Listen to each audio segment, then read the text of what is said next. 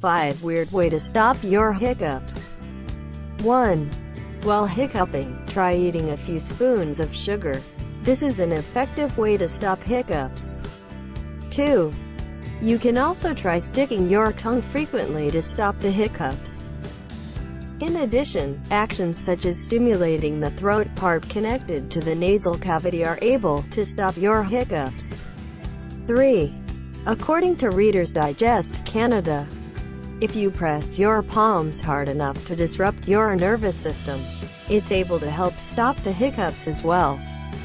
4. Breathing and then covering your nose for a while can stop your hiccups, or cover your nose and try to drink water can also help relieve the hiccups. 5. Closing your ears with your fingers for a moment is also able to stop your hiccups. That's it. Thank you for watching and see you in our next video.